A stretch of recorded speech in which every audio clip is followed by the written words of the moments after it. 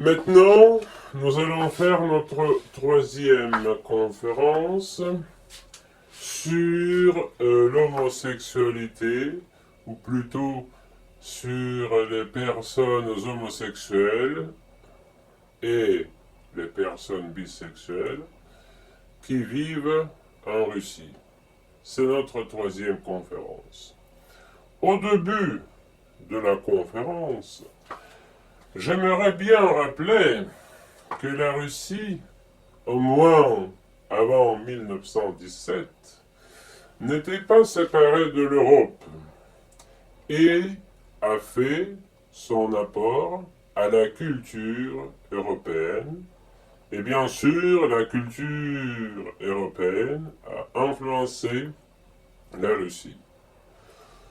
Par exemple, on peut trouver des traits, des procédés d'Alexandre Dumas chez Dostoïevski dans son célèbre roman Le crime et le châtiment, aussi bien que chez Tchaïkovski on peut voir, on peut entendre l'influence allemande, et bien entendu, c'est un fait qui est très connu que La guerre et la paix de Tolstoï, Le crime et le châtiment de Dostoïevski, les nouvelles de Gogol sont bien lues à l'étranger, sont bien analysées par les critiques à l'étranger. Donc,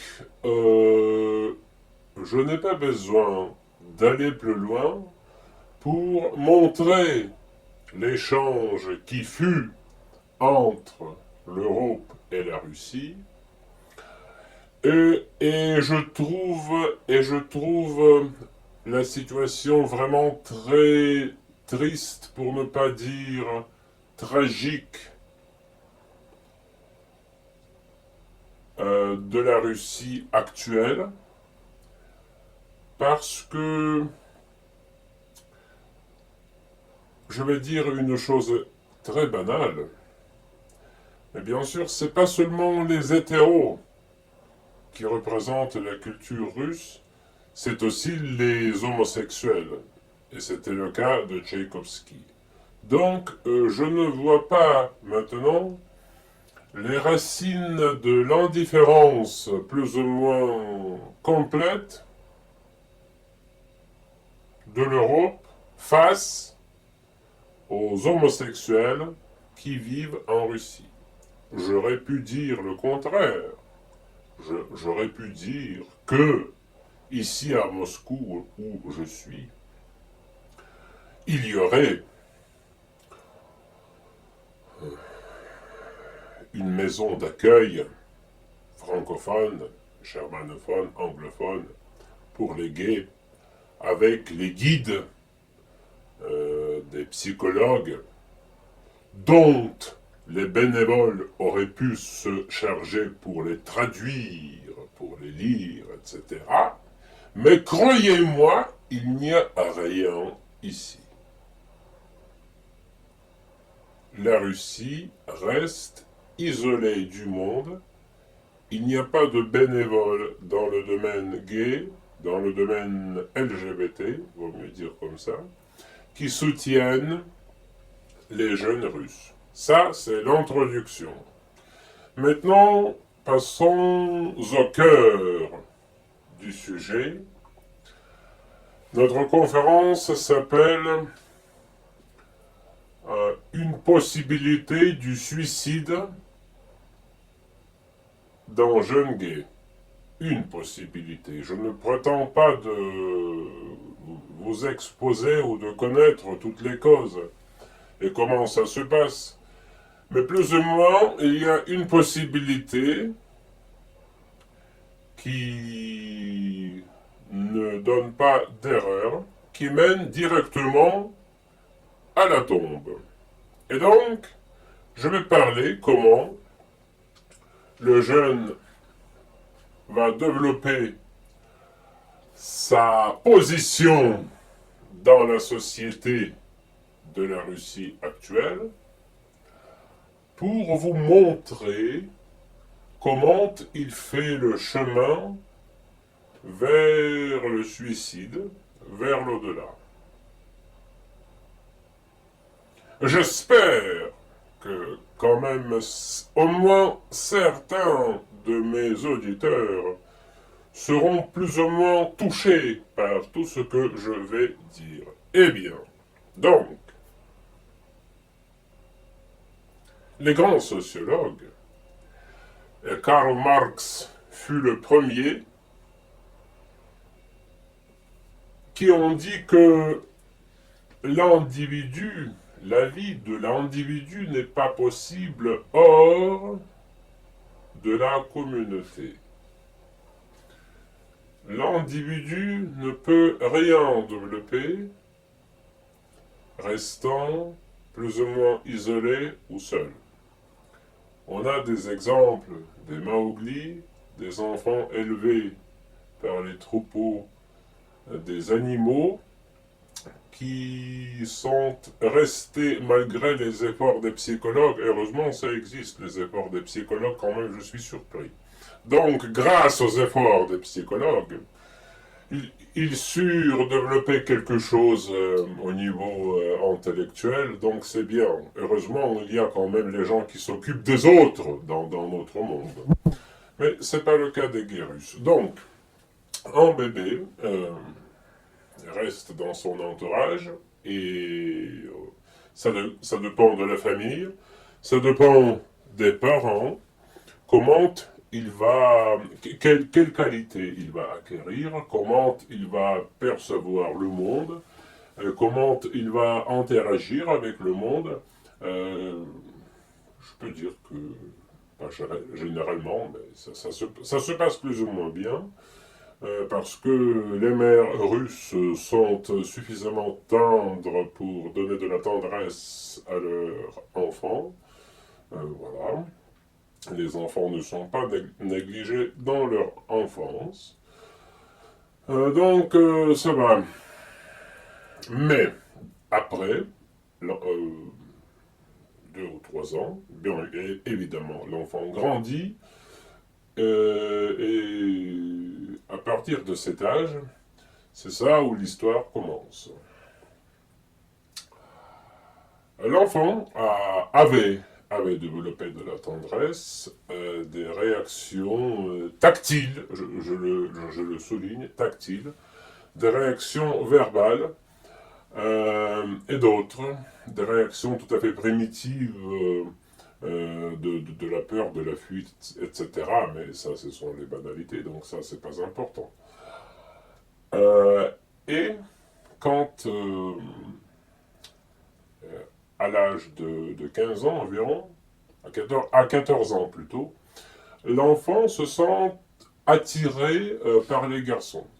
Donc au début, même sans réfléchir, il tend, il veut, il voudrait, même il veut, manifester ses capacités de la tendresse, même en touchant les autres garçons. À cette époque, je veux dire en touchant d'une façon plus ou moins pudique, c'est-à-dire en touchant l'épaule, la tête, le dos. Parce qu'à cet âge-là, en Russie, comme les jeunes gays ne savent rien sur l'homosexualité, ils pensent que c'est de l'amitié et qu'ils veulent toucher ses amis. Pour le moment, ce ne sont pas les objets sexuels. Malheureusement, ça peut rester à tout jamais. Voilà, donc il essaie à manifester ses capacités de tendresse avec les garçons, mais l'accueil est très hostile. En réponse, voilà, le garçon va entendre t'es pédé ou quoi. Là, pourquoi tu me touches? Je ne suis pas une fille, je ne suis pas une nanasse. Et plein d'autres insultes. Voilà. Imaginez combien c'est insultant. Voilà. Imaginez. On veut manifester sa tendresse. Le garçon veut manifester sa tendresse. Il la manifeste. Sa main est porteuse des fluides d'amour, de quelque chose de très beau, de très tendre, et en réponse, les insultes. Et ça dure tous les jours, tous les jours, tous les jours. On manifeste des gestes tendres, on reçoit les gifles, on reçoit les insultes. Ce garçon en question commence à s'éloigner des autres. Il commence à avoir peur.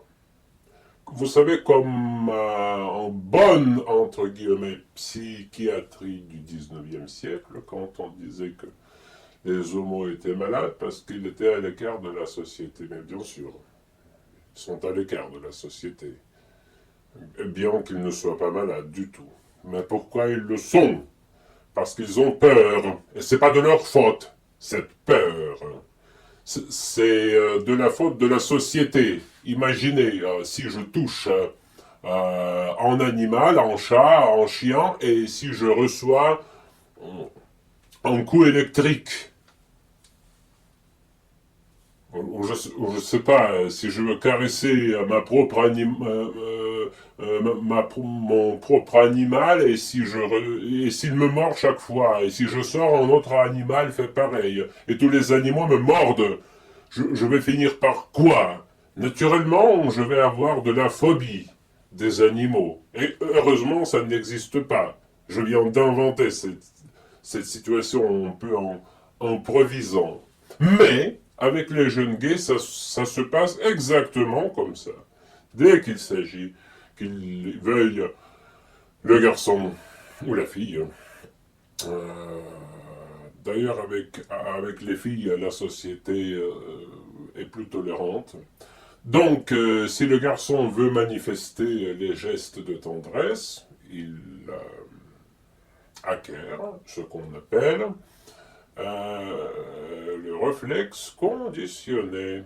Il ne veut pas recevoir les décharges électriques chaque fois quand il touche un autre garçon.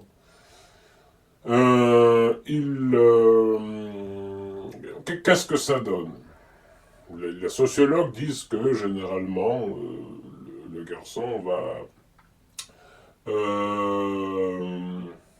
s'éloigner de la société, va se fermer, devenir plus isolé, mais c'est encore pire. C'est encore pire.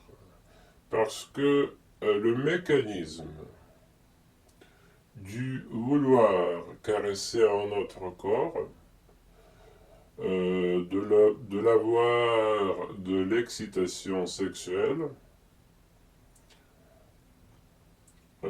sera perturbé.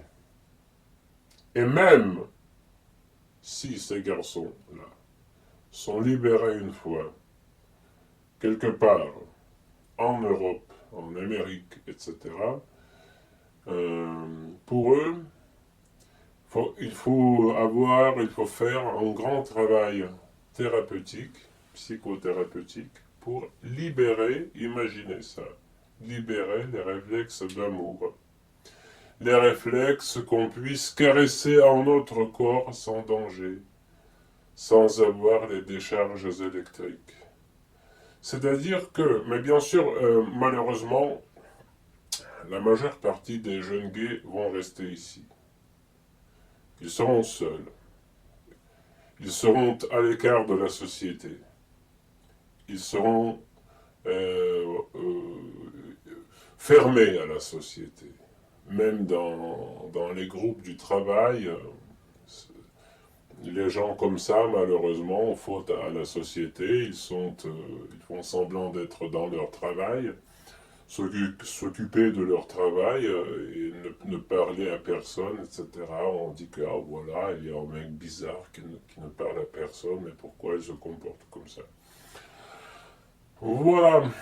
Mais le mécanisme de donner de l'amour, de recevoir de l'amour, ce mécanisme de l'échange mutuel entre deux amants, entre deux êtres qui s'aiment, est perturbé. Ça, il faut accentuer tout ça, que ce mécanisme est perturbé.